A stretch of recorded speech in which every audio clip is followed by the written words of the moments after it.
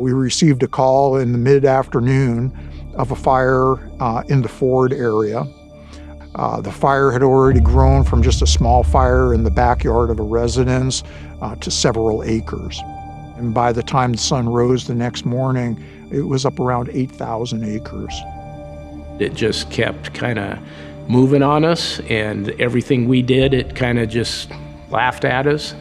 If you don't have enough resources to be offensive, then you have to go into defensive mode, which is protecting, values at risk, structures, people's homes.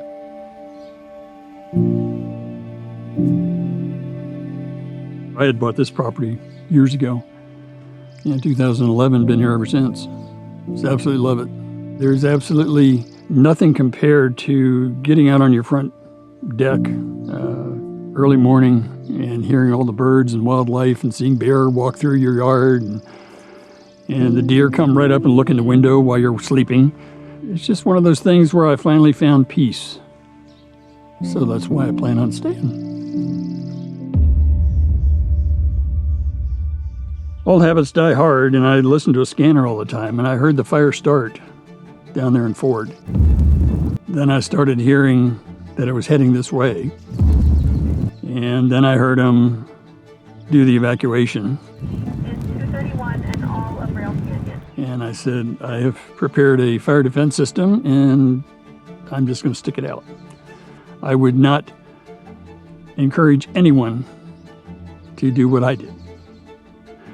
I kind of watched it come up over the hill and started taking some pictures, some videos.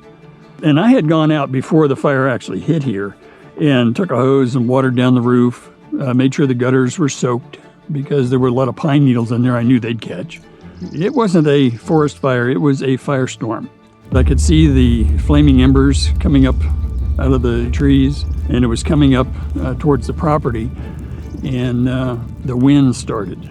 All that flaming ash came out, and it was raining fire.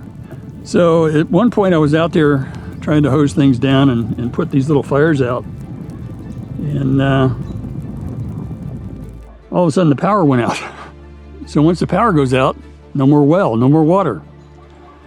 So at that point I had to call 911, and they were apparently just down the road, and they were up here right away to help out. And if it wasn't for them, I would have probably lost the house.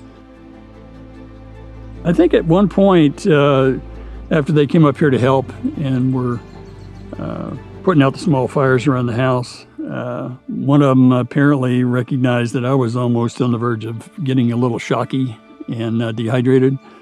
So he handed me a bottle of water, and I downed about half of that in one gulp. Like the fire chief said, I was very lucky. Now, all my life, I've never backed down from anything. And it was hard to watch that coming. From a personal standpoint, I won. The fire district won. I consider them one of the more well-trained that I've been around. And it's mainly because I think it's people that they hire are made up of people that live here. They know the area, they know most of the people, and they do care. I mean, those folks, I can't give them enough credit.